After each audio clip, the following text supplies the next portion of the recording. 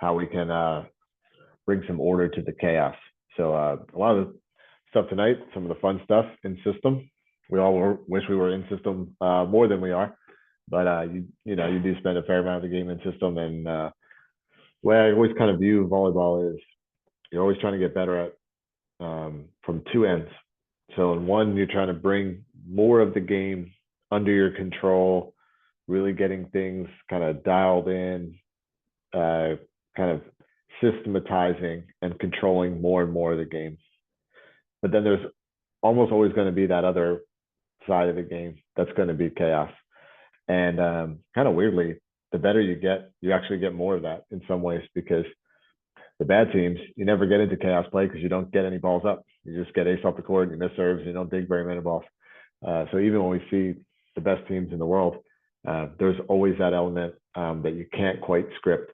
So kind of the third webinar, we're going to talk about, well, how can we still train things that we can't necessarily script? But today, we're going to talk about stuff that we can script a little bit more, which is our in-system offense. And yeah, like Ryan said, what I hope that I can do is present a bunch of pieces that do all fit together, but also can be used separately. So I think, I don't know, if I present 10 concepts in the next hour or hour and a half, probably going to have one or two things that are like, oh, wow, yeah, okay, that exactly fits kind of what we're already doing. And yep, 100%, I can see that fitting. Then you're going to have a couple things that are like, that's not for my team this year.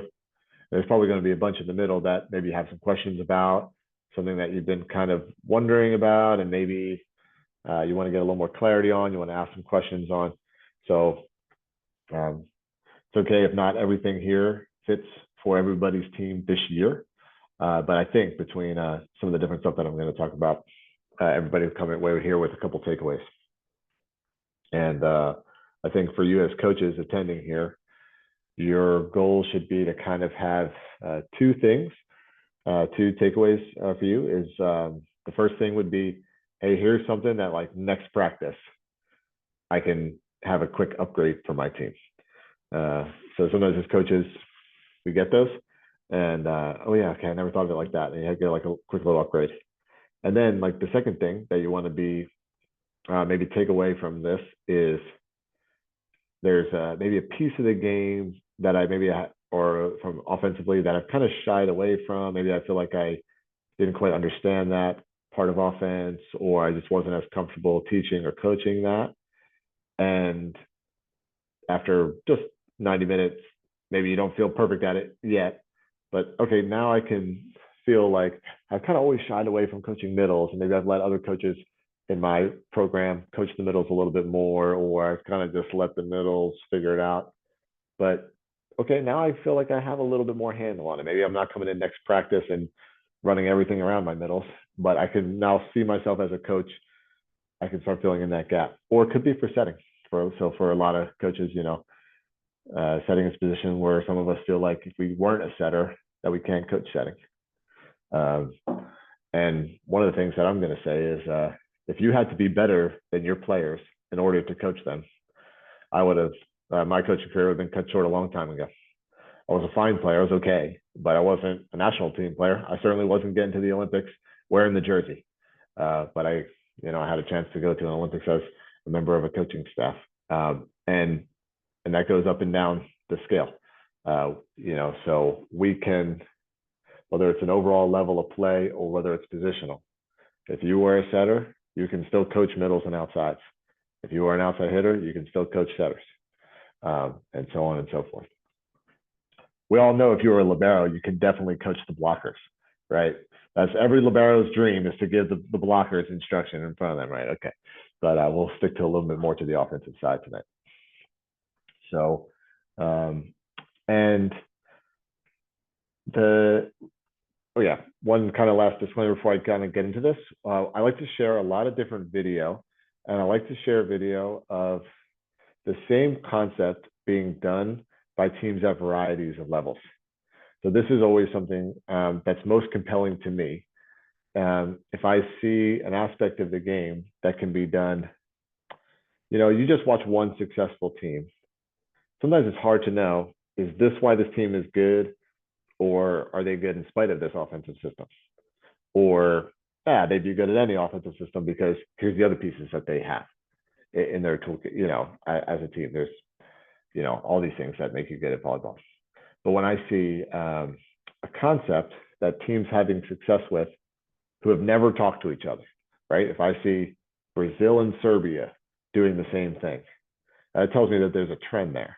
Or if I see, hey, here's this way that you can help 15-year-olds score and 18-year-olds and university level players. And maybe there's a trend between the power and skill and the proficiency of that application of that concept. But that's something I'm pretty interested in. So I try to present that so we can see that. There's probably more examples from very high level players than there are coaches who are coaching professionally here. Okay, so probably most of us are not coaching at professional level, and there are a fair amount of examples from there. But part of that's to be able to see the ideal of it, obviously. But I do work in a lot of examples from kids doing this stuff and so on and so forth. And kind of a disclaimer that I say is I wasn't a coach of all of these teams. So there's some examples that are from teams that I've coached with or worked directly with, or like know for a fact exactly what lexicon that they use and stuff like that. So there's some examples in there. But there's plenty of examples in here that are just, hey, I'm watching a team and I like this piece of their offense. So I don't want to, I don't know. I just kind of say that to say that, I'm going to show clips of, I don't know, Brazil national team. It's not like I was coaching the Brazil national team or anything like that. But I'm like, okay, I kind of liked what they're doing here. This is kind of this is my way of processing what I see on their court into the terminology that I use. The terminology is kind of the least important part of everything to me. It's more about what the effect that we're going to have in our own gym, and we got to call things something. All right. All of that aside, I'm going to show some slides, then I'll kind of kick back and forth to some video, and we'll kind of bounce back and forth like that. As always, if it seems like I start talking about video and you don't see video playing, somebody, Ryan, just interrupt me, because every now and then I forget to flip the screen over to the correct thing or whatever like that. Okay, so, all right.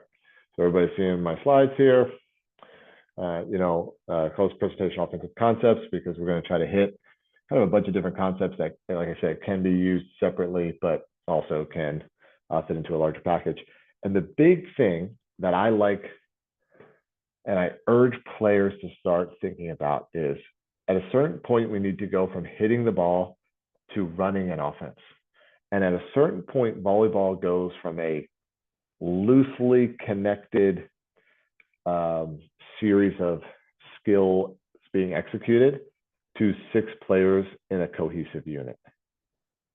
And that starts to happen. It could start happening as early as 15s on some higher level teams, but a lot of times it's maybe 16-year-olds, maybe 17-year-olds. And really it starts happening when you get good enough to beat the net.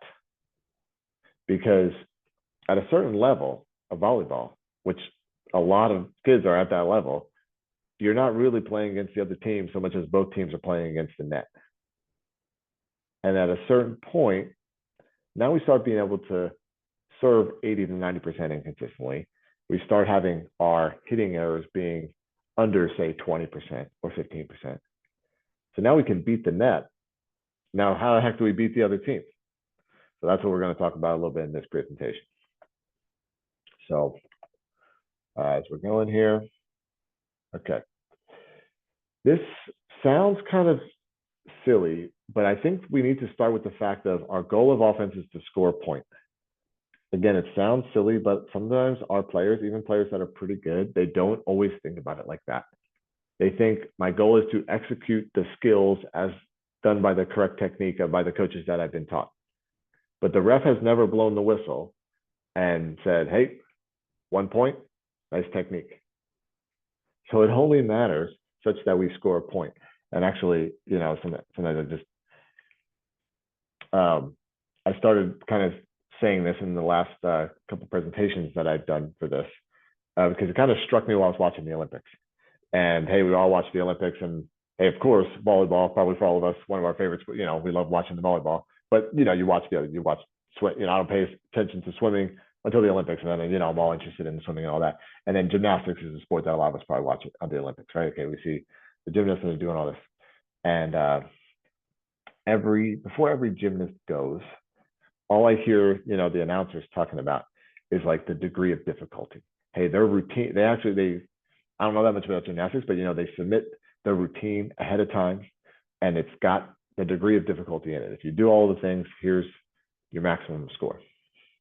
So, and sometimes, you know, there's a gymnast going and you can tell the announcers are like, even if he does a good job, he's not going to medal because his routine is just not difficult enough. And sometimes I remember I think it was the uneven bars. Maybe there's the Algerian gymnast who was getting ready to go, and her routine was the difficulty level was so high that as long as she didn't fall, she was almost guaranteed a medal. And if she did a pretty good job, she was going to get the gold. And that's what happened. So I'd imagine if I was a gymnastic coach and I was here doing a clinic on gymnastics, what I'd be telling you is how to increase the degree of difficulty in your routines. Hey, you do this, you squeeze out an extra 0.1 points or this or that. But volleyball is the opposite. So what we're going to try to do here is decrease the degree of difficulty for scoring a point for our offense. So that's one of the big concepts. And you want to talk to them, your players, about that.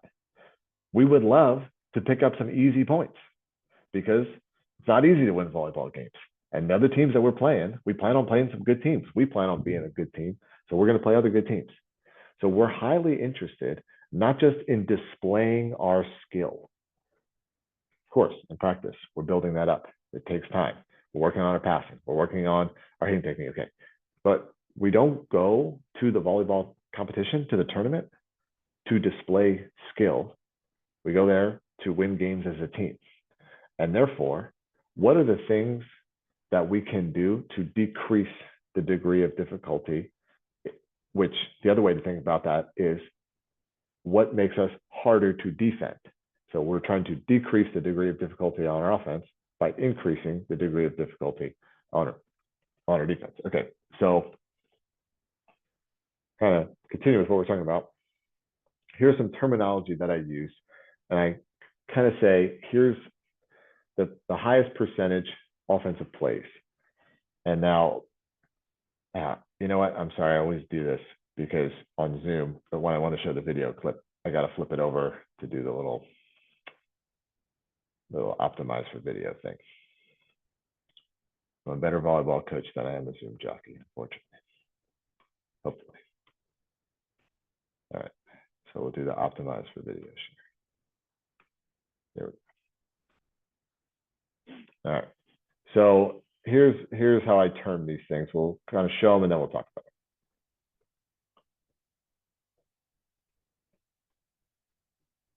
So here's what I'm going to call a scrape tip.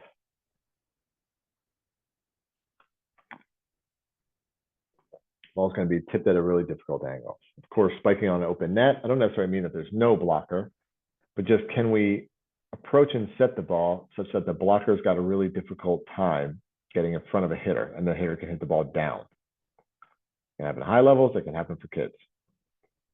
Can't always do that. Sometimes the other team is going to have a chance to block or defend, but can we hit the ball to higher percentage areas of the court, give the defender a better chance to make a mistake?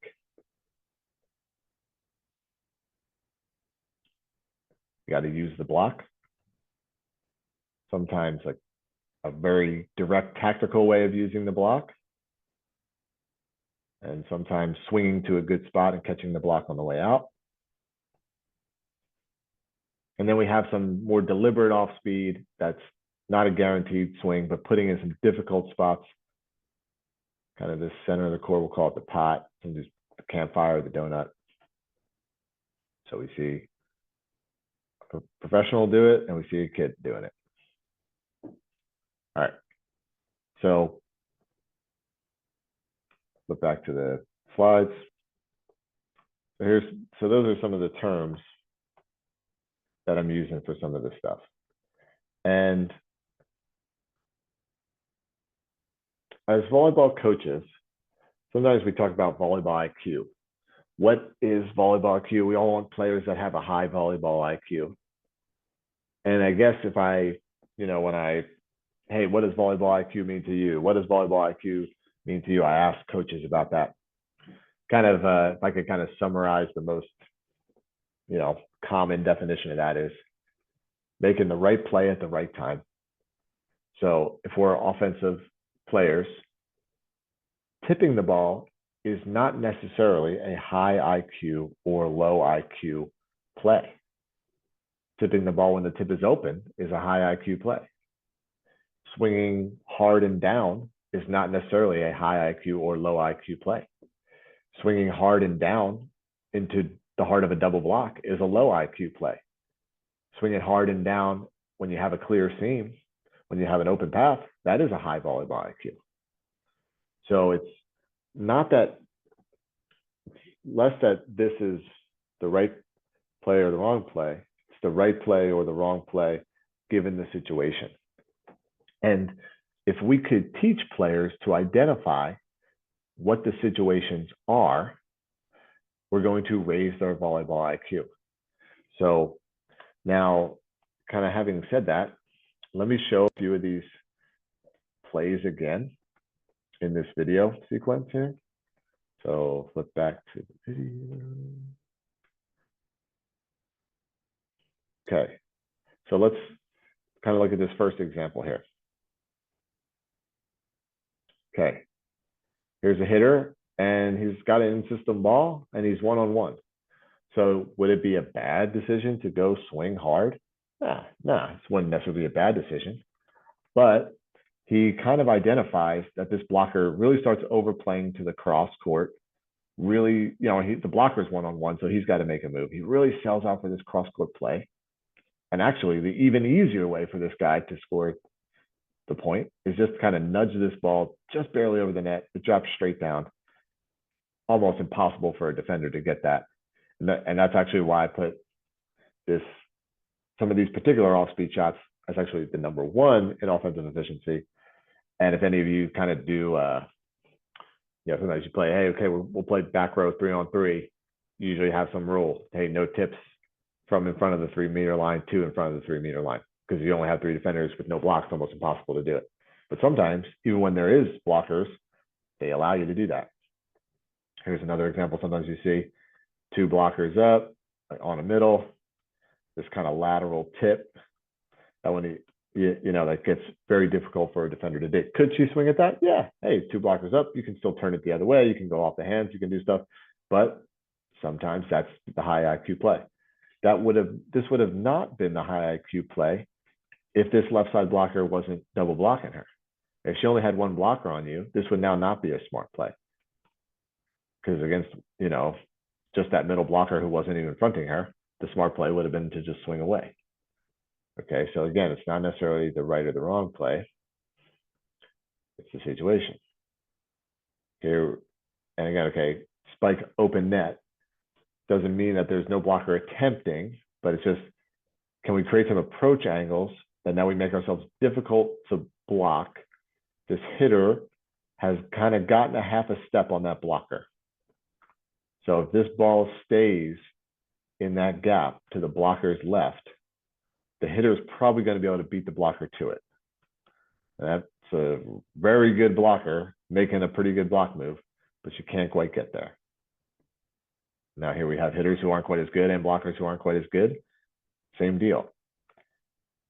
Blocker's kind of not really doing much. So hitter goes up and she sees that she can swing the ball to, relative to her ability, hard and down into the court.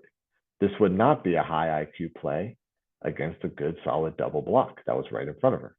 But it is a good play on a relatively open net here because you have a higher chance to not be dug.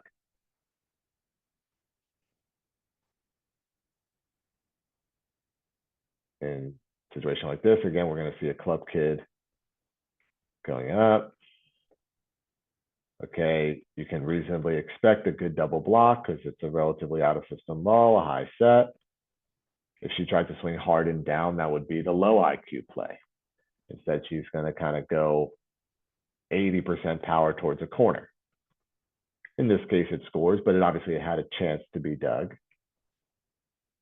Um, so one of the big things that we want to teach our players are there's kind of there's a toolkit. So there's a bunch of tools that we want to have in that toolkit. And there's some things we're not putting in the toolkit. The goofy footed approach with a bad swing that goes off your wrist, that's not in the toolkit. Okay, so it's not to say that all technique and all ways of attacking the ball or setting the ball are created equal. Okay, there's plenty of tools that when we're doing our technical training, we're trying to get rid of them. And of course, some of our players invent all sorts of new ways to screw this stuff up. Okay, so we never tire of kind of clean up some of that technique. But given that we have some of these tools in our toolkit, the other half of the other part of the game is which tool do I use in the right situation. So that's some of the stuff that we're trying to do it. And can we get our whole team on the same page about what situation is most effective, and in particular, setters and hitters?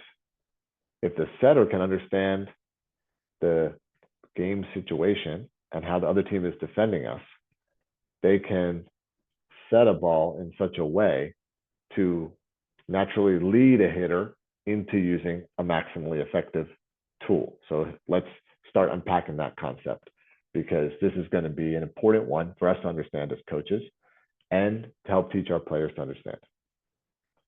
We want to lower the degree of difficulty for our offense, which also means raise the degree of difficulty for us being defended.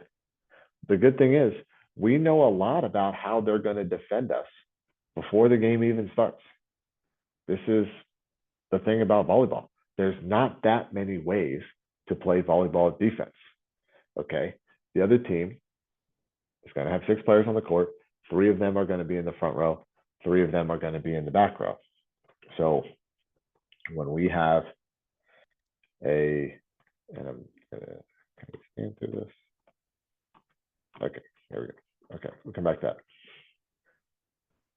And if we're looking at the blockers, every team is going to be somewhat in this shape as blockers. They're going to have a middle blocker somewhere in the middle of the court, and they're going to have a left and a right side blocker. And what they can do is they can bunch those blockers a little tighter, spread them out a little further. They can have the middle stay right in the middle, or they can have the middle follow the play. That's kind of it. There's some slight nuances in terms of some blocking tactics at higher levels, but essentially that's the same shape of blockers on every team that we're going to play. And that's basically the tools that the blockers have.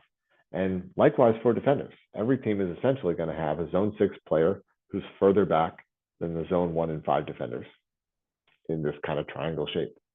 Now, some teams are going to have everybody a bit deeper. Some teams are going to have everybody a bit higher in the court. Some teams are going to kind of space out a little more to the perimeter, and some teams are going to compress the center of the court a little bit more. And that's basically it. There's not that many ways to align those 3 players. We're almost, this was kind of a fad a while ago in defense, but you're almost never going to see someone where the zone 6 player is the shallowest defender and the other 2 defenders are deeper. Or you're almost never going to see like all 3 of them in a straight line 2 meters in from the sideline, 2 meters in from the end line.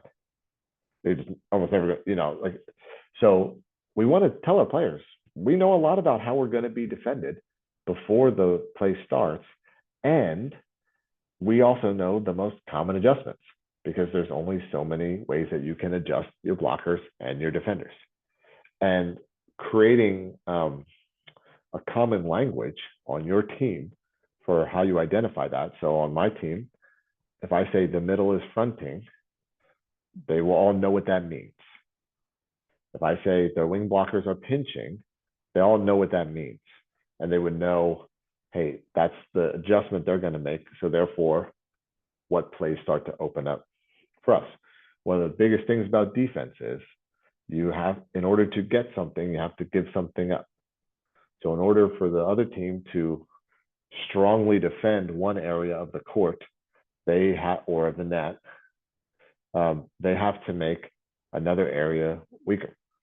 And if our players could just know it, they would have an easier time scoring.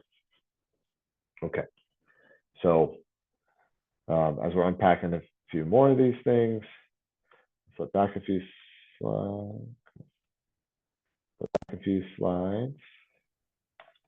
And kind of look at this. One of the things that is related to volleyball IQ is this concept of risk management. Again, is tipping a good, a high IQ or a low IQ play, depends on what situation we're in. It's trying to make a perfect set and go up and bounce the ball. A high IQ or low IQ play depends on what situation we're in. Okay, so you can look at this diagram of the court, and this is roughly corresponding to where the ball might be passed to. So we can appreciate if the ball is, where's my little thing? Okay. The ball is kind of in this classic perfect pass situation, and the setter is balanced and can set the ball easily, and the hitters all have good approaches. We're in system. We're in our best chance to score. And we can appreciate if the ball is passed way out here, we're in trouble. And then this yellow is somewhere in between that. But it's not just corresponding to where the ball is passed to, because there's the height of the pass, kind of the predictability of how the ball comes off the passer's arms, how the setter moves to the ball. Are they balanced and in rhythm, or are they out of rhythm? How the hitters are taking their approaches, and how the set gets to the hitters. So there's kind of some combination of all that factors, but where the ball is passed is obviously a dominant factor. And if we're going to display it on a chart for kind of easy understanding, we display it something like this. But the big concept is we got this green zone and we got a red zone. So all teams have green zones. And if you're coaching 13-year-olds, the green zone might be pretty small. It might only be an exactly perfect pass off a free ball, but you're going to have some plays are going to happen when you have passed the ball well, that you can expect that the set is going to be fairly reliable and the hitter can go try to get a kill. They can go try to score a point. And you're almost a little disappointed if they don't, even though we realistically know that in these situations, unless you're at very high levels, the kill percentages, they're not even over 50% until you get to really high levels. But it's kind of that mentality. Okay, when we're in the green, we're swinging for a kill, we're going for it. Then the flip side of that is, and like I said, okay, 13 under, your green zone might be pretty small, and your green zone expands the better you get. Okay, so as we start to get into the high levels, these teams are coming off the net, but they still can play the ball and put a lot of pressure on the other team's defense. But no team's green zone is the whole court. And our 13-year-olds, that red zone might even be a lot bigger. But even a professional team, even an Olympic team, there's qualities of first contact and how that are going to put the team in a situation where the block and defense has the advantage. If I try to do too much, I'm more likely to hurt my team than help my team. Okay. So all teams have green zones. The better you are, the bigger the green zone is. All teams have red zones. And actually, I'm not sure if the red zone gets necessarily smaller as you get better, but you start being able to get red zone that's off the court because you actually can pursue the ball and bring it back in, and so on and so forth. So it's kind of like we said, as you get better, it's not like you have less chaos play. You almost have more of it because you keep more balls alive. And then we have this yellow zone, this semi-system. And I like to liken this to driving, okay? Because hey, you're driving your car, see the light is green, green means go, proceed through the intersection. You're driving your car, you see the light is red, red means stop, you come to a stop. But what does yellow mean? This is where somebody always says, for it. And but the funny thing is, sometimes yellow does mean accelerate through the intersection, because if you're going at a certain speed, at a certain distance away from the intersection, when the light turns yellow, it would be more safe to proceed through the intersection. It'd be more dangerous to slam on your brakes. But also, you're driving the car at a certain speed at a certain distance away from the intersection when the light turns yellow. You can't make it through, and you do need to come to a stop. So kind of like the analogy here is the light never stays yellow. It kind of always effectively becomes green or red based on the context. And this is like the semi-system in volleyball. And we'll get to that a lot more in the next webinar. But when we're kind of in that yellow semi-system, based on how the setter gets to the ball and takes the second or non-setter, plays the second contact, and based on how the hitter approaches and finds their rhythm or lack of it with their approach, they're going to either kind of tip that yellow over into green, and then they're going to have a chance to swing for a kill, or that yellow is going to kind of fall back to a red based on the second contact quality and the approach quality. And now when we're in that red zone, our goal is to make the other team play without just totally giving them the ball. So it's going to be able to have some amount of pressure on the other team while also minimizing errors. So that's going to be kind of the pattern. We're going to look at the in system the most today, but we kind of set the first, I guess, half hour of this webinar applies to in system, but it's also kind of setting up the next couple just with this idea of the degree of difficulty analogy, and now kind of the volleyball IQ, what does that mean? And these systems context. Okay, we kind of have the in system, the red zone, then we have the red zone, and then we have that yellow that's kind of right in between. And that's kind of the context dependent on. And our players, I think some of this stuff is more obvious to us as coaches than it will be to our players. I don't know, I'm sure you got some smart kids out there in BC, up in Canada, but I'm constantly amazed at what I shouldn't assume as a coach, even as players get to university level, even as players get to professional level. Sometimes there will be parts of the game that they've never even thought about before. Hey, do you know you need to adjust your approach in this situation? Oh yeah, never thought of it like that. So, and some of the times they kind of already do it a little bit. They're just not really aware of it, which is fine until they run into trouble with it. And then if they're not aware of it, they don't know how to troubleshoot it. So this is what we see with players as they start to get to higher levels. They often have some of those, and the higher level is just relative to that player. So it could be a 14-year-old moving up to 15-year-olds. It could be a 17-year-old moving up to 18-year-olds. It could be an 18-year-old moving to university ball and so on, just relative to their level. But they often have some ability to do some of these things, or else they wouldn't have made the team. But if they don't have the awareness, what will happen is when they get stuck, they don't know how to fix it because they're not really aware of what they're doing. So by raising our awareness and helping them understand the game context, they can start to make changes and fix when they run into some problems. Okay, so how we want to build out some of our in-system offense. And we're going to start getting into a little bit more videos soon. But, okay. We want to find a specific vulnerability in the opponent's defense, often based on how they react to our middle attacker. We want to try to spike an open net or scrape tip an open net, meaning we want to try to put some combination of speed or misdirection pressure on the opponent. And if the blocker, we give them a chance to make a mistake and leave us a clear gap to swing, or the blocker overplays. And then when a blocker overplays, then they often open up an easy off-speed shot.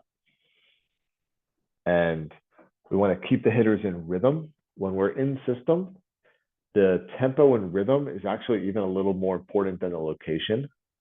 So when hitters are in rhythm, especially as hitters get athletic, when hitters are in rhythm and the set is at the timing and tempo that they're expecting, they can often hit a ball that's a little too tight or a little far off the net or a little inside or a little wide because they're in rhythm, they're using their full jump.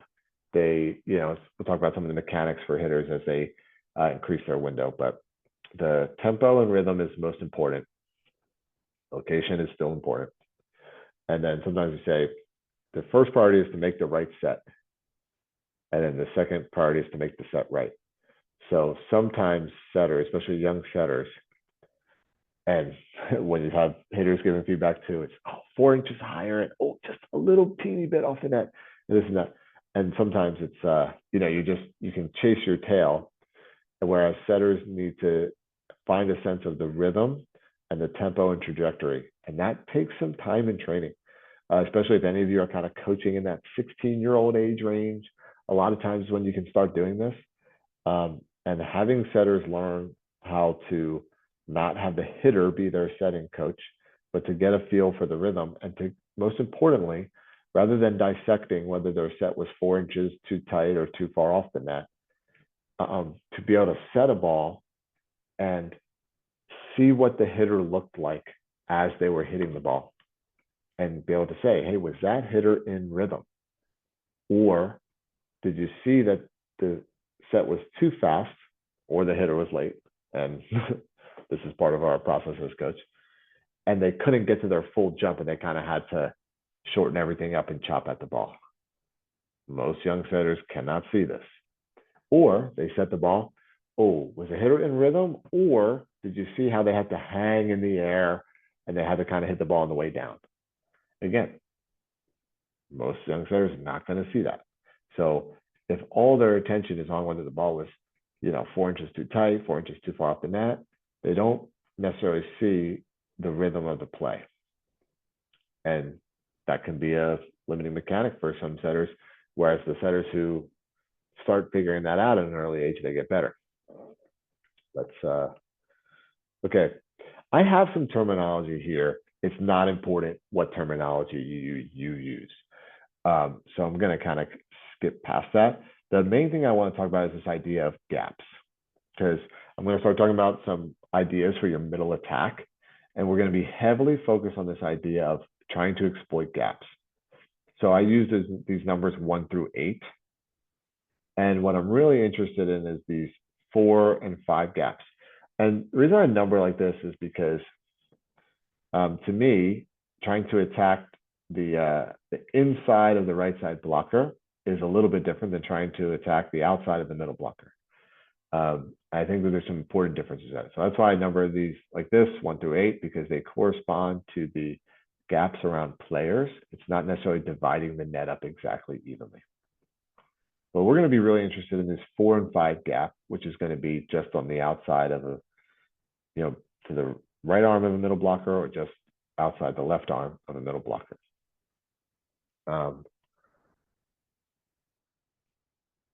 We want to decrease the degree of difficulty for our offense by increasing the degree of difficulty for the defense. So if you were blocking me, here's what would make life as easy for you as possible. And the question I saw down there is, you get access to the slides? Yep, I'll send all of the slides and all the example video at the end for you guys to go through a little bit more.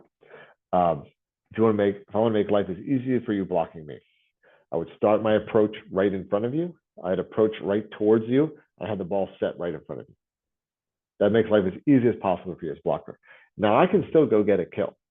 Maybe I can jump high enough. Maybe I can hit hard enough. Maybe my vision is good enough to see your block. Maybe I have the skills to cut around you. So I certainly can score a point like that. But I've given you the fairest chance possible as a blocker by doing that.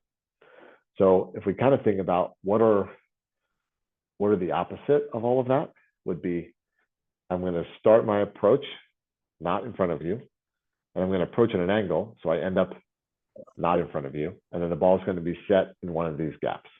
Now, can you still block me? Yeah, you can read the play well enough as a blocker. You can have either the quick foot speed or the length with your arms. You can still catch up to the play and block. Well, what I'd like to do is kind of have this idea of, I want to be default a half a step ahead as a hitter. That's what I would like. And especially as we plan out our middle attacking, this is the concept that we want to think about. We want to try to not make it a fair fight. So I want to kind of imagine whatever the level of, how I kind of always like to think about this is, whatever the level of physicality of your middles are, you'd like them to be able to score one notch up. If you're middles are touching 9'6", they're not going to go probably score against the national team middles, but maybe they can still score against middles that are 2 inches taller and a little higher jumper. Different things like that. As and however you scale it up. You know, um, so how we do this is by a couple things. It's going to be where we're going to start our middles, how they're going to take their routes, and how we're going to set them. And what we're going to try to do is try to put them in a position where either they have leverage on the blocker or the blocker has to now adjust. So one of these is going to be, pull up those slides again. So again, we're interested in this 4 gap and this 5 gap. So we're going to call this a 5 gap play or a pull. So let's look a little video and then we'll kind of unpack some things. Let's see how well this video plays. If it doesn't play well, tell me.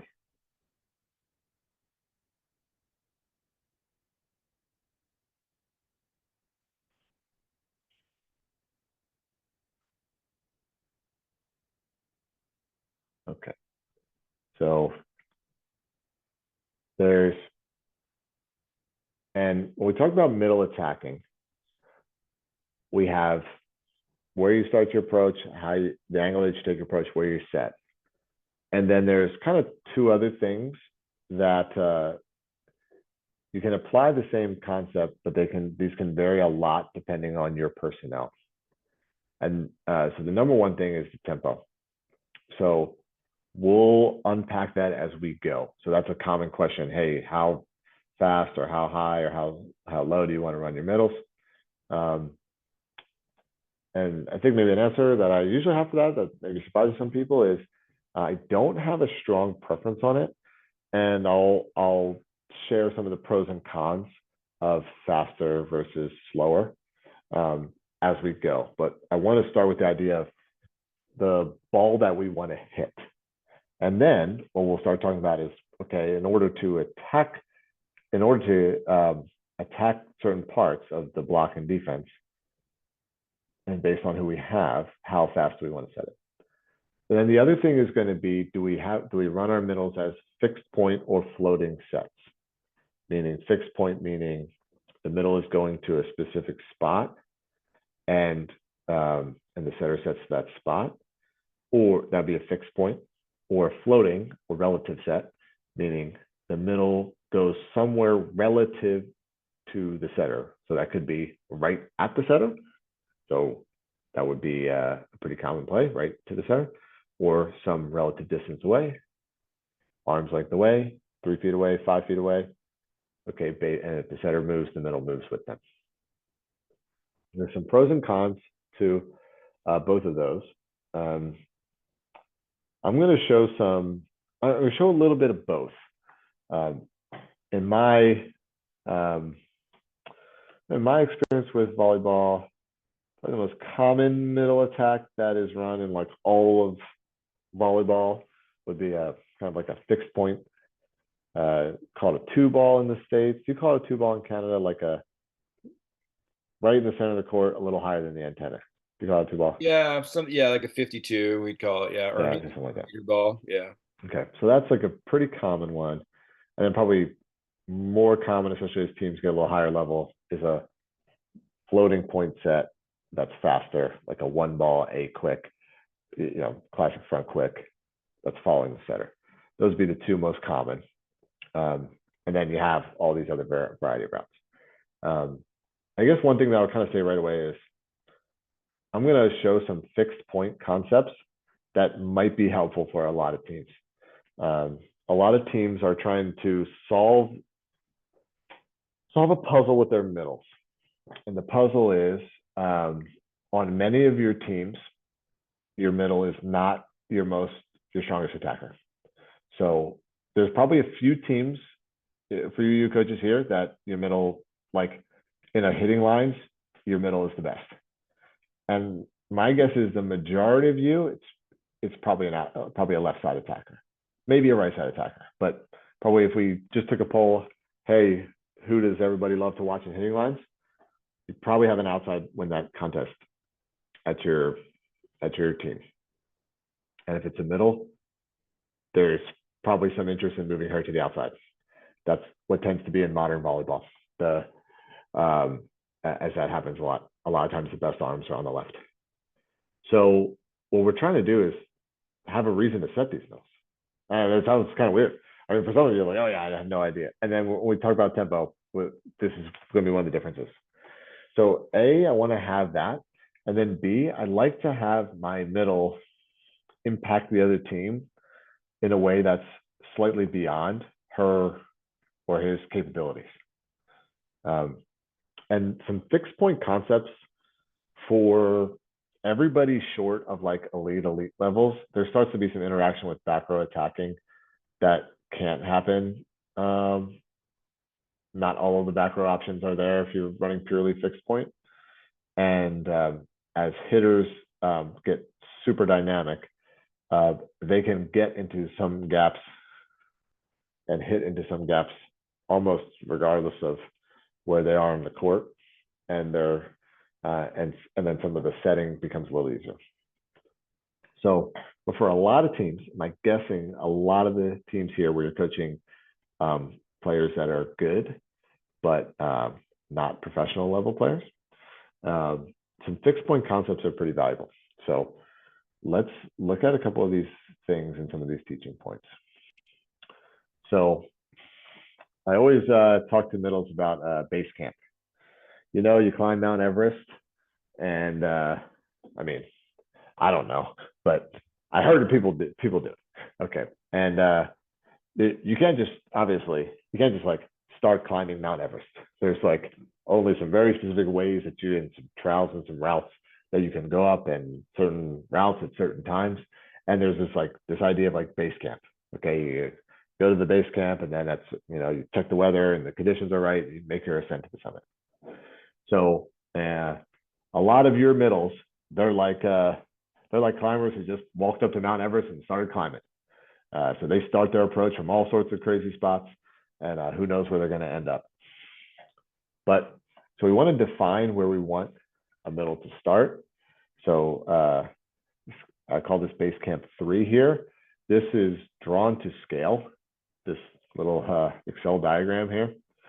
So what this means, as I get my annotation up, okay, I'm going to put a piece of tape about 3 meters in from the left sideline, and on or slightly behind, a little behind the 10-foot line, so 3-meter line, so somewhere between there and there, that I'd like their first step, if they're on a 4-step approach, to hit.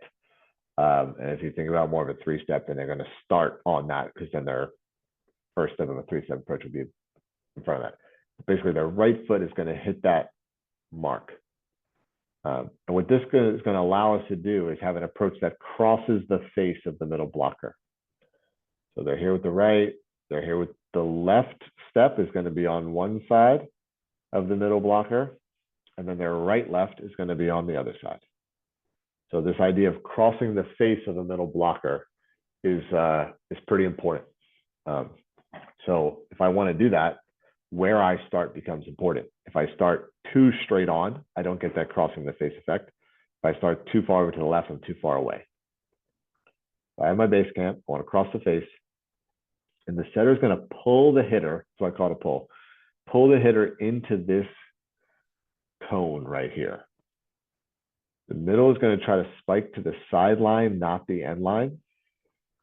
So if it was just open net hitting lines, when this ball hits the ground, it's going to bounce out the sideline, to whatever degree that is, but the ball is not going to bounce out the end line.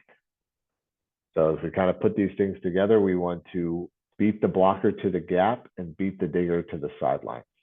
Let me look at a couple, see if we can see this video here. It's kind of a freeze framed. So you can see this middle is about three meters in. or just inside where a common right side blocker might stand. Watch her cross the face of this middle blocker. So she's got a left step right there on one side of the middle blocker, and she's got a right left on the other side. And then she's got this one to keep the ball on the sideline and not turn back into the block. Because if she turns back into this block, she's toast. So she keeps that ball to the sideline, and she's able to score against a very strong blocker. And so as we look at that, we see that same slide again. So we see these things in action that middle did. Yeah, about 3 meters in with that base camp 3. You have this approach that crosses the face. The setter is trying to set this ball into this gap, not purely relative to where they are. So the setter is trying to lead the hitter on the other side of the middle blocker.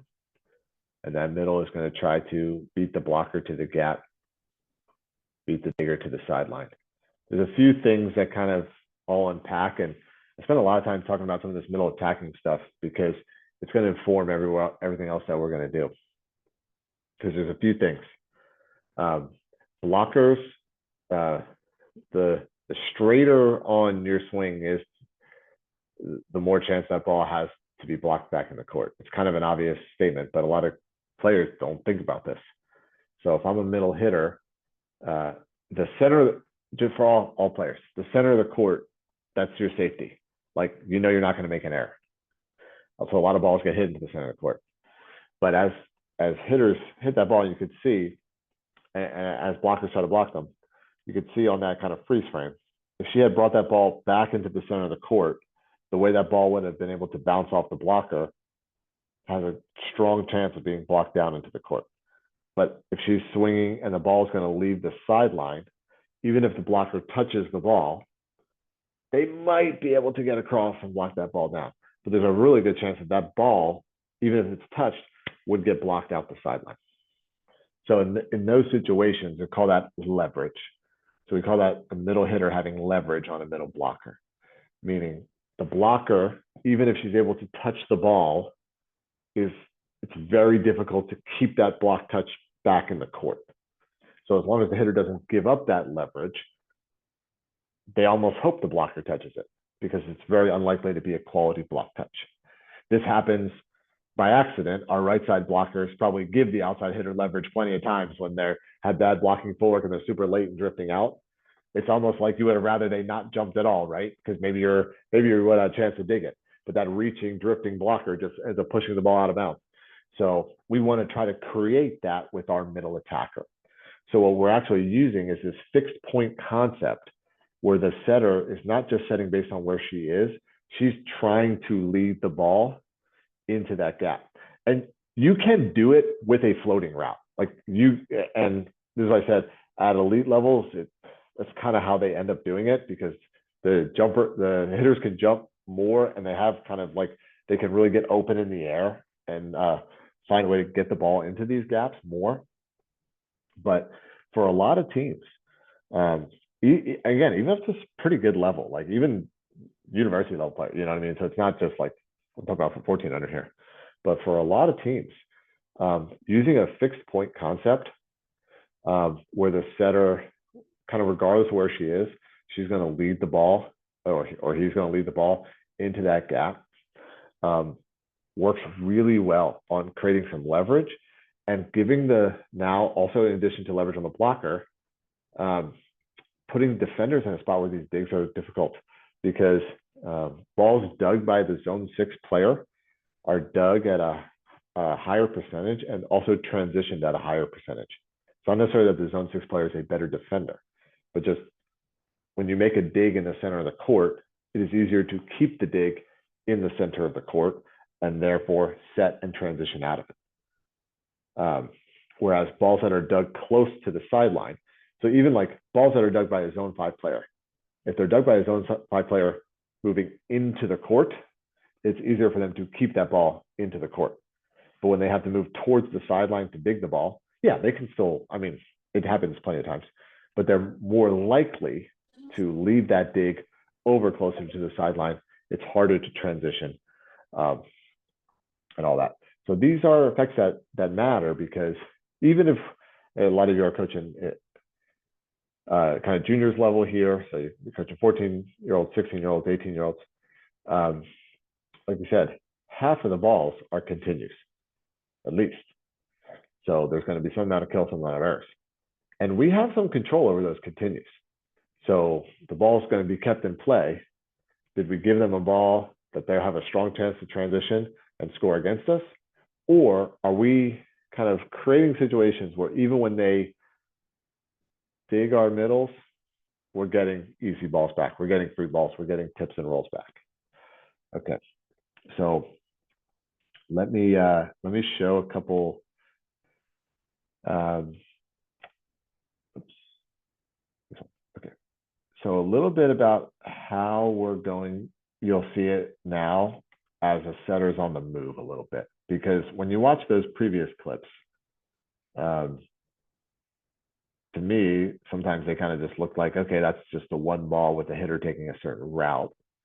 But to me, the beauty starts to be in how, as your setter moves around, how do you set that hitter?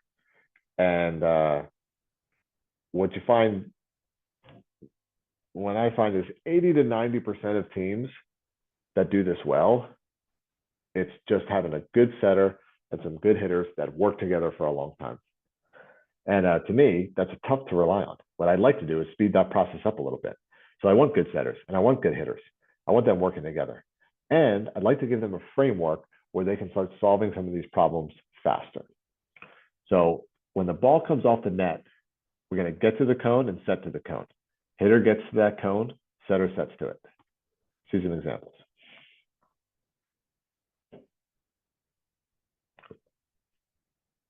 Yeah, okay. There we go. Some good Canadian boys there.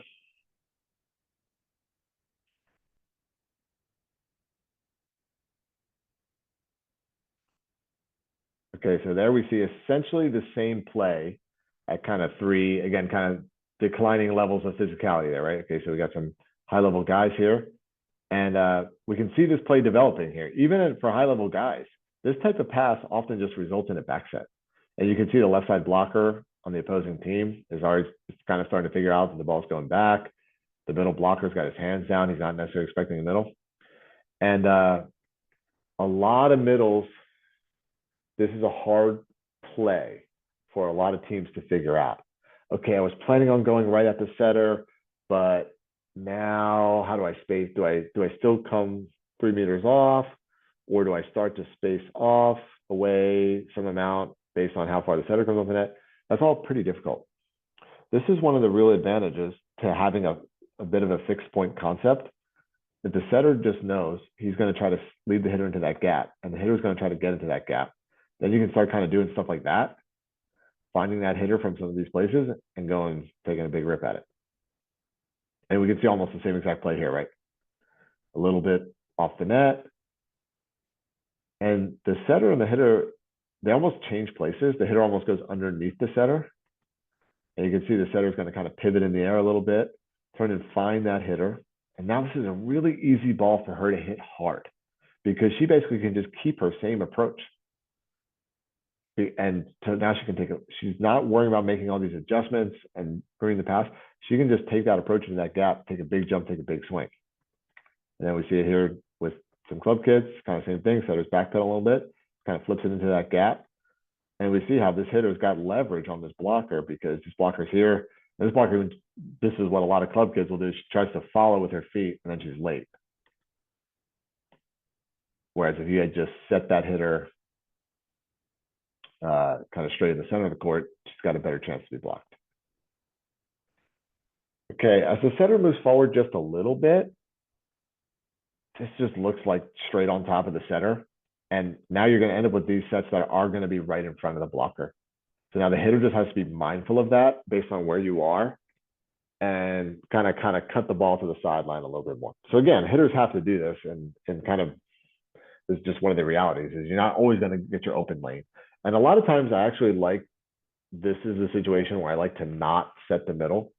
So I'd say if I had kind of a theoretical concept. I like to set the middles less on perfect passes and set the middles more on good but not great passes.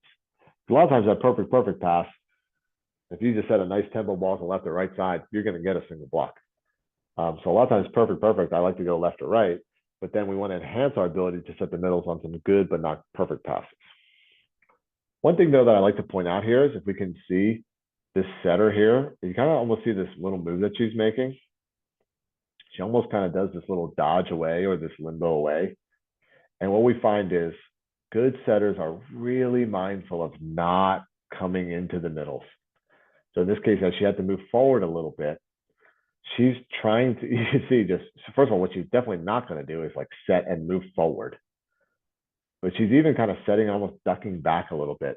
She's really trying to give her hitter the space to find this gap over here. And, you know, people do not like to jump and land on other people. Okay. So what we see with a lot of young players is these middles jump at the net because they are just, they get a little uncomfortable with being kind of right on top of their setter. And sometimes it's because they don't know how to interact with the setter. I actually want to show, let me pull up a different, I'll show a different video clip. You know, so what they do is they kind of go to the setter, but then they kind of jump away to the net and they slap the ball like this. So teaching your setters that you can never go into the path of the middle is very important for unlocking your middle's commitment to their approach and their jumps. And let me see, I think I can quickly pull up this other video that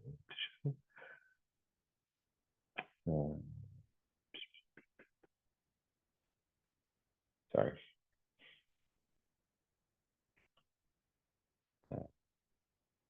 Forgot where I put this one. Oh, okay, I put this in the middle. Should know that. Okay. Because just one thing that I will, sorry, load up all these video clips here, and then I got a couple of them out of order. Let's just refresh this one. Okay, because what setters do, you saw that setter in that last clip.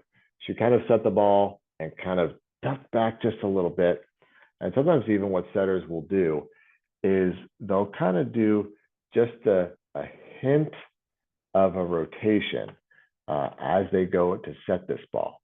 And what that will do is that will allow the middle to kind of get underneath them in a way where they don't feel that same conflict. So this video will cooperate. Sorry, otherwise. All right, sorry guys, I'm gonna give one more chance for this video to work. And if it doesn't work, then we're just gonna move forward. Oh, crap, I'm sorry. I don't know why this one clip's not playing. We're gonna see it in a few other. I have a longer montage. We're gonna see this clip. I just want to pull out that one specific one. But before we go into that, I want to show a couple more because I want to show what happens as the setter goes a little further. And this can be one of the advantages of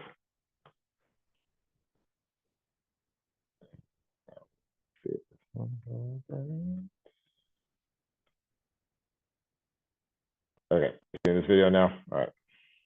Sorry about that. Okay. As the setter goes even a little further, now the middle can just go behind.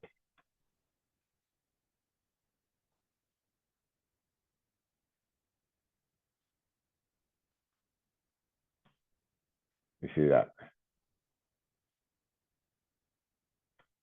So now the setter's kind of crossed past the gap. And now if we see where the gap on the middle blocker's left side is, it's actually behind the setter. So you can just flip it right there. And then you can see this middle's got this nice, easy path to swing right there.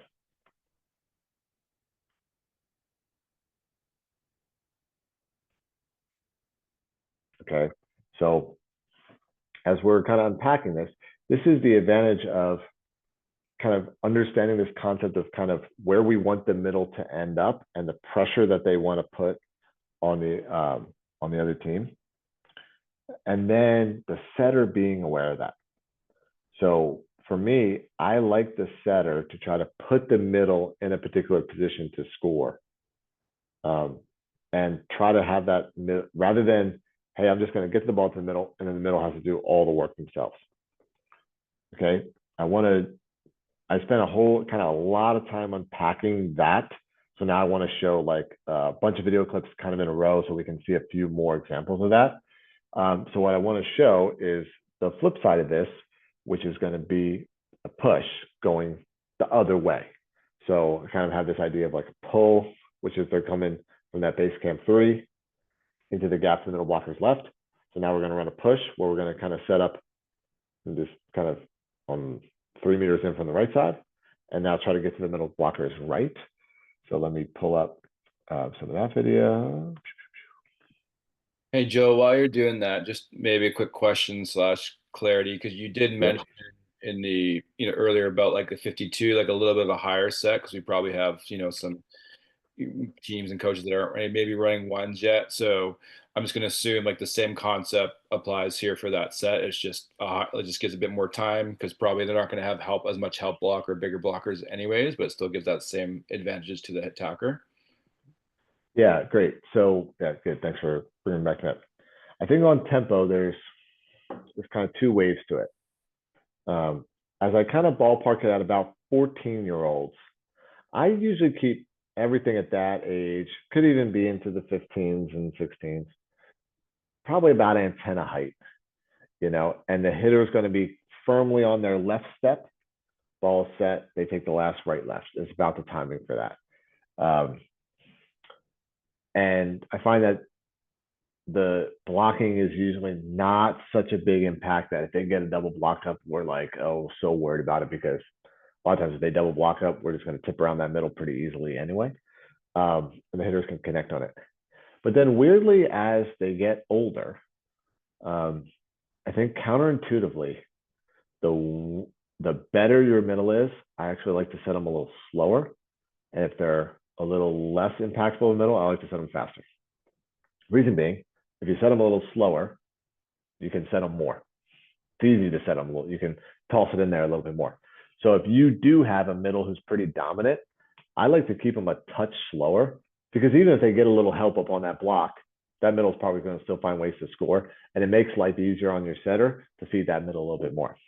Now, on the other hand, if you have a middle who's not great, I like to keep them really fast, because again, it kind of gives me a reason to set them.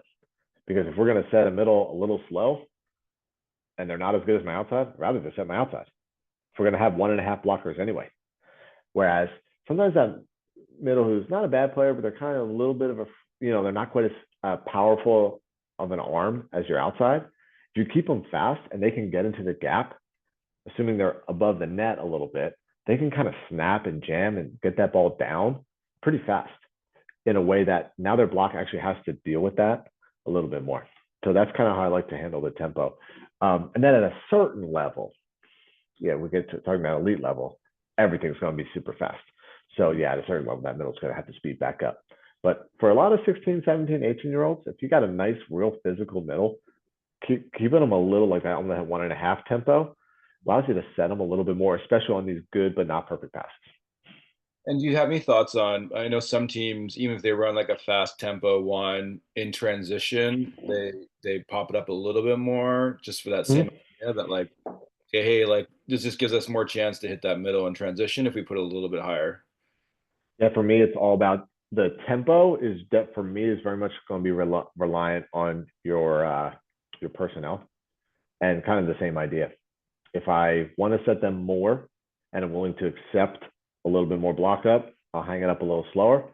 And the more kind of I feel like I have to manufacture, I'm going to keep it real fast. And then even if sometimes they have to jam and throw it, that's okay.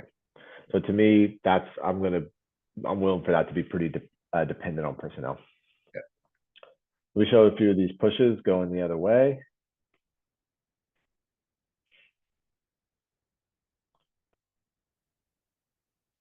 We got Canada blocking over here. So we can see same concept. Middle's going right to left now, and they're trying to attack that zone 1 sideline. And we see it 3 different ways there, okay? See him again.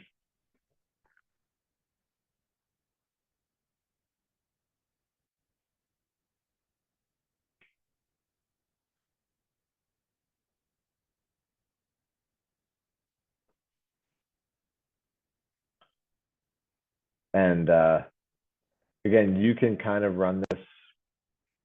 People do this floating a lot. I like the fixed point concept because especially for kids in the club sense, because it helps them get a feel for the drifting a little bit, but not too far. So you kind of get that 3 meters in alignment, and you just drift to just the other side of the middle. And the setter, usually this one has to be looped a little bit of air under this one. If you set it too fast, the middle often kind of reaches for it and brings it back into the center of the court. Little bit of loop allows them to turn the ball to 1. And a lot of kids, this is often the first one that I teach, especially for younger players, because a lot of times they're working with their natural rotation, turning the ball towards 1. They can get this ball going pretty good. Let me show now a few clips of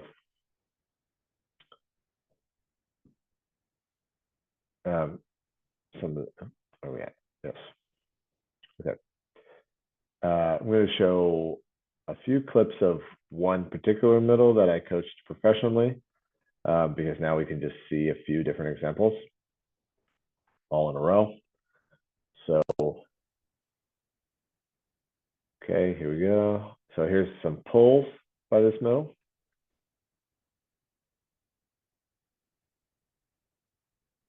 So you can kind of see this left to right, the effect of getting into that gap.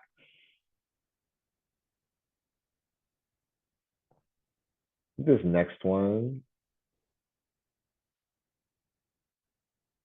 Yeah, you can see a good example. And this was the one I was trying to bring up, just a single clip. But you can see here a pretty good job of this setter as she sets, really kind of letting the middle get underneath her. She even finishes like that and really kind of opens the door. And if you see where this middle takes off from, she actually doesn't fully cross the middle blocker with her approach, but as she jumps, she's going laterally instead of jumping at the net. So a lot of young middles are going to jump at the net. And we really like if they can create some lateral movement here. Again, you see it there. This is another nice job by this setter. The temptation, if you run purely floating point, like a normal, quote unquote, normal 1 ball, the ball's going to end up getting set right in front of this middle blocker. Now, you can still have the idea to take your approach to the setter, and then the setter can adjust it. So you can still kind of have a floating point where the setter leads the ball into the gap. But I find that having this, for a lot of teams, having this defined as a fixed point where the middle is just trying to get to that gap, the setter can kind of lead her in there and find it. And now you see this middle is even just blocked with 1 hand because she's pretty far beat. And then I want to show a tool that we want to have in our toolkit. See if this is going to come up. Does everybody see it? Sorry, I forgot. You got to switch the video when you change it. One thing that we want to have that's really great, especially for club kids, to have this tool in a toolkit is, you know what, actually? I think I got a clip of,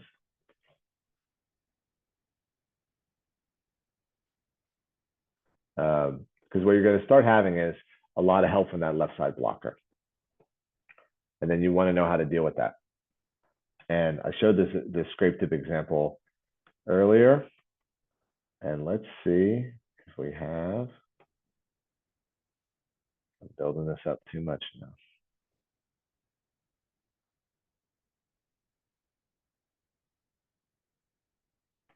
Okay, I found it. Possibly a recognizable face here. Okay, we got Team Canada.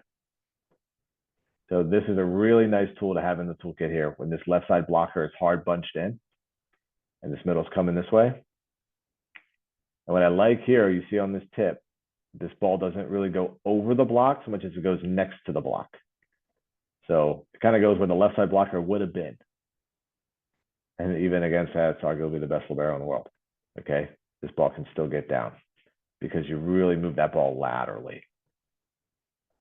So that's a nice tool for middles to have in their toolkit.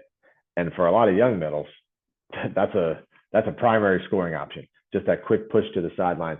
And if the block's not really up, you want to jam it and throw it down.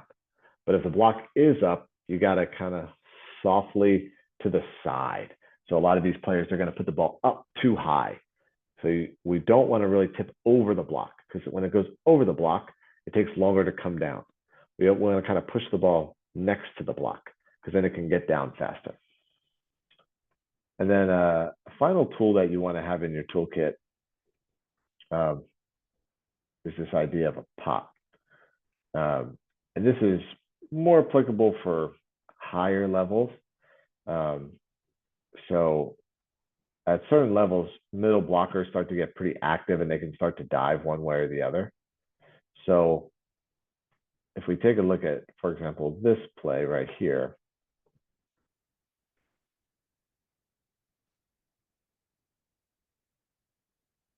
we can see, you can even see the middle blocker kind of flinch to her left and then she reaches back to her right. So this is a ball that was intentionally pushed across the face of the middle blocker, I mean the middle hitter, so she could turn it back that way.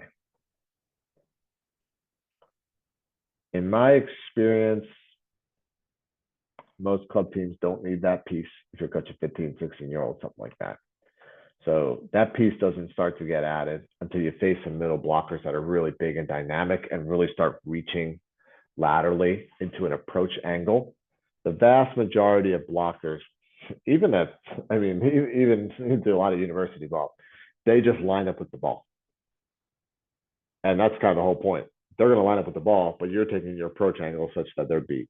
Now, as blockers get better, they'll start not just lining up with the ball, but lining up with where the ball is going to be. Then you can kind of add that little. So that's kind of the three elements of that. You have that pull route where you're trying to get into the gap. The help comes from that way. You have that fast tip down. And then if the middle fronts it, then you have that ability to turn it back the other way. And sometimes middles are going to do that just on their own, regardless of how the setter sets them. But for us, like we had the pull call and then we had the pop call, the setter is deliberately going to set them that way. And some hitters just like that better even. Like, so they might even, like, it's not uncommon to have a hitter that they might, as you get to higher levels, they might even prefer that. Hey, Joe, you did have a question from Taylor. It was just about the middles getting to their sort of the beginning of the base camp there. So when the middles are stacking on the sideline and serve receive, if you have a server picking on that approach, like kind of trying to jam their ability to get to base camp, do you like them to try to move early and be to serve or hang back and leave it open, or does it depend? Depends on how it's refed. So in like professional volleyball, they actually let you leave. They're pretty generous with how early they let you leave. And I don't like how is it ref for you guys in Canada? Like how strict are they with the overlap? Like if your middle leaves early. Yeah, I couldn't tell you actually. I coached club for a while, but I think it's probably depends. Like each ref is probably a little bit different. Like Yeah. My experience in like juniors volleyball, they're actually kind of strict with the overlap rules.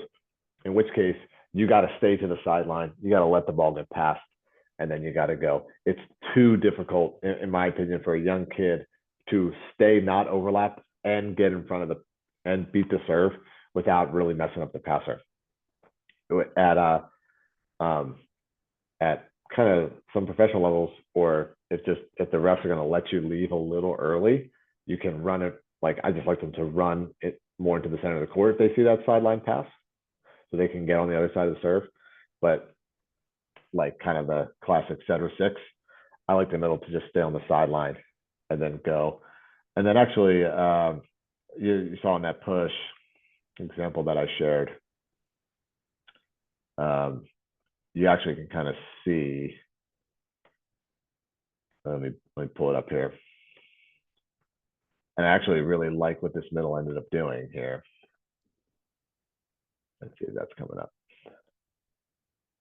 Okay, are we seeing this clip?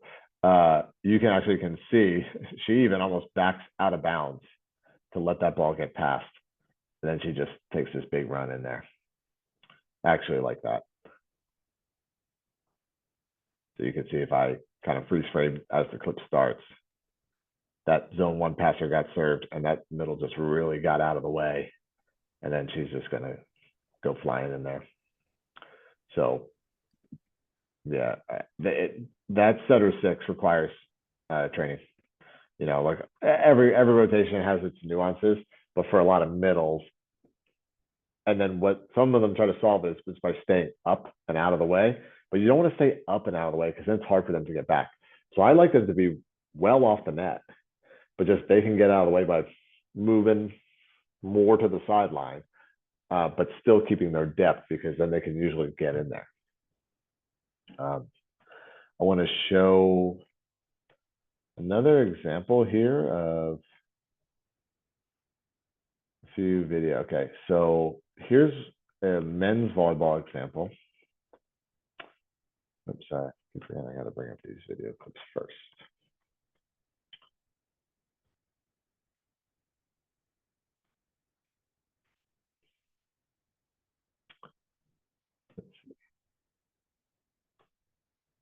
And let me pull this one up first. Okay. So we just, I think when you start seeing these concepts at a variety of levels, it kind of helps. So if you're coaching boys, it might be relevant, but even if you're coaching girls, it's gonna. So here's a men's team, a pretty good. It's a Division III men's team here in the States, but a pretty good one. And so here's what their middles look like at a certain point.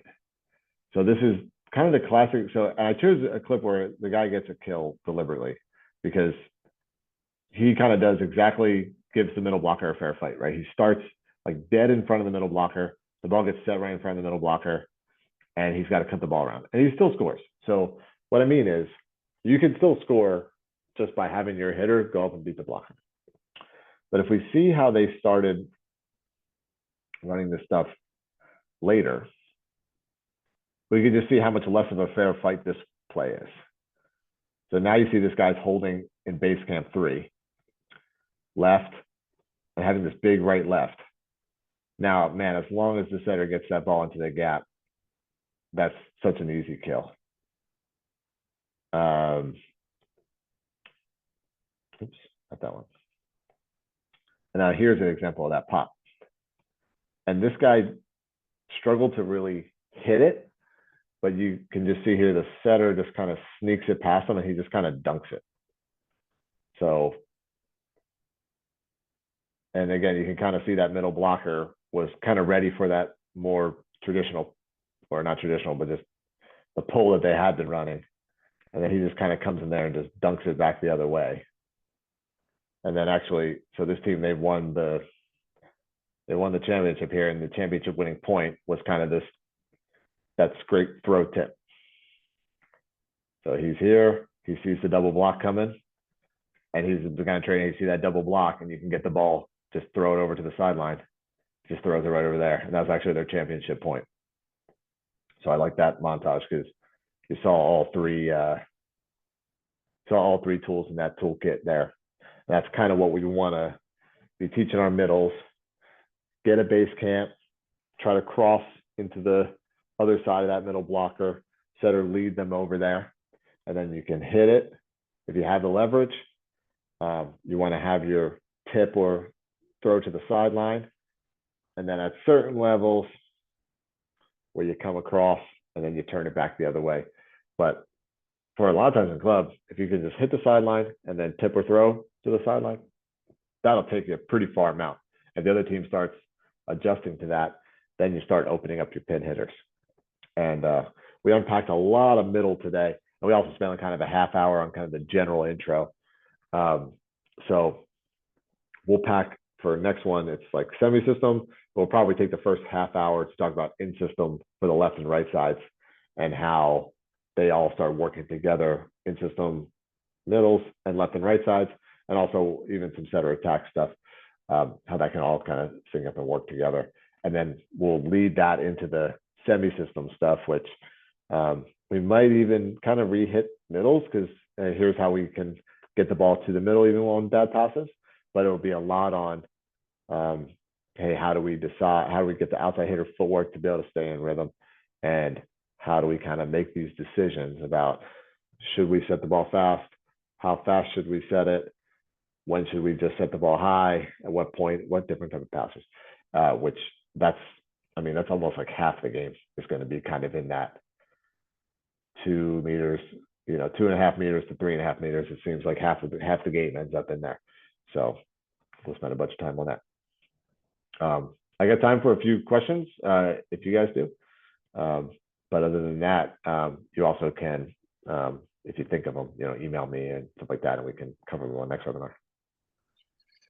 I guess maybe a quick question for me, Joe, only because it's been one of your recent posts, and I'm not sure if you're going to talk about next week, but just with like the step around, obviously in the women's game, and kind of how that fits into it. And I think your post was sort of, you were ranking sort of like point score or points efficiency on the different plays, and how the step around actually maybe isn't as efficient as we think it might be. And maybe to train a little bit more of that back row attacking, maybe, on the women's game as well. But as far as this sort of, in this sort of framework we're talking about now, like, again, if you're going to talk about next week, great. But, where do you see that, or how do you see that, relative to, working versus like working on this patterns of like ones, this one pattern of pull and push? Yeah, definitely. Probably the full answer to this probably deserves a little more time for next week. But kind of some of the short answer, maybe I could sum it up, is yeah, you call it a step around, not a slide, huh? So a good, yeah, I guess a good step around hitter is good, and bad ones are pretty inefficient, which is kind of like a cop out. But I think a lot of teams, certainly in the U.S., there's this feeling that they have to do it, and what a lot of teams have is a mediocre hitter going back there.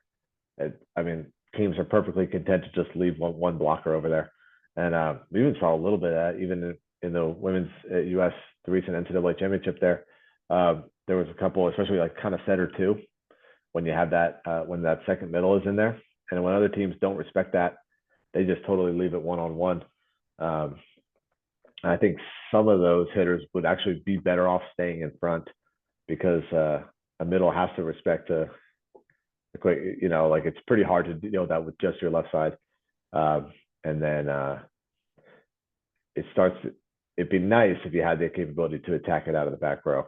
And in women's volleyball, that can be a 50-50 proposition. Like there's some players that can score there at certain levels, and then at some players that can't. So I think in the club realm, if you have a player that jumps off 1 foot, I'm more than happy to have them just hit a ton of slides.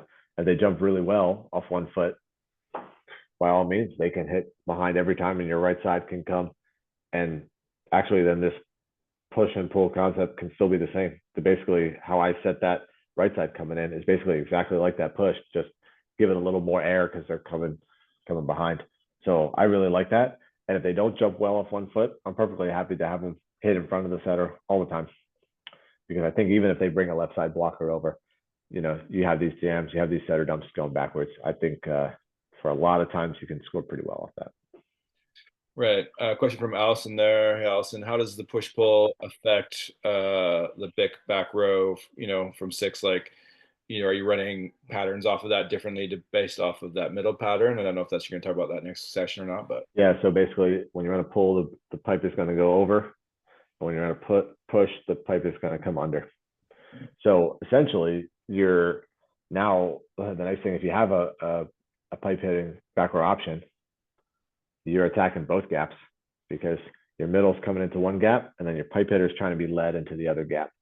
But their routes are not, the back row routes are going to be not as angled, because they're 2 meters further off the net, so they're going to be net, they're still going to have this, you still want them to align into a base camp and to drift into that window, and the setter to set them towards that window, but just all those routes are going to be narrower. But the general concept is under, I mean, if the middle's coming to the pull, pipe is coming over. If the middle's coming to push, pipe is coming under. And I can share some clips of that. Yeah, that's great. We talk, and just maybe a different phrase for that. Like we talked about, like, and you said pressure too, but just like, can you put pressure on both sides of the middle blocker on the opponents, right? So that's where that bit comes in. Like, hey, you got pressure on his left side, and then he also has pressure on his right side. So it's he still has to be wary of both sides and both pressures coming at him. Yep. And then at certain like really elite levels, it kind of all has to be relative to the setter because the timing gets so quick that the fixed point sometimes gets a little further away and it gets a little harder to set. But if you're that elite, your players are jumping so well that they can come to the setter and then jump into these gaps. Whereas that's harder for kind of more regular, even regular athletes who are at only 10 feet, it can be hard for them to have that much jump to get into that. So the fixed points are pretty good, but then at truly elite levels, their routes are going to be floating, and then they're going to jump as they need to jump. Yeah. And then the question I just saw from Gail, I think, kind of good one to finish off, but basically, yeah, kind of anybody can hit this pull concept or push concept, meaning it's going to be middle most of the time. But if you had kind of an outside hitter coming in for next play, you can kind of do it as a pull. And then therefore, you're not just setting that second outside hitter right in front of the middle. You're giving them a route to hit. And then if the right side is going to come in for an X, I could like to kind of do it as a push concept. So they're coming a little bit. I know I can find a clip of that. And I got that somewhere out of server seed. For you, I can rig that up. I can show you that next time. Good point on the X on the right side. That makes a ton of sense, right? Yeah, push. That's a nice one, especially if you have a middle who jumps off 1 foot and they can run behind. You can run that all day. It's a nice play. Thank you. All right. Yeah, and more questions. We can kick off the next session with a few minutes of the Q&A for the next session. Awesome. That's great. Thanks, Joe. Thanks everybody for coming. And yeah, hopefully we'll see you at the next session next week. And I'll make sure to get this recording to you and the notes to you from Joe. And if you have any questions, yeah, fire me an email, coach@volleybc.org. And yeah, we look forward to next week. Thanks, guys. All right. See ya. Thank you, everyone.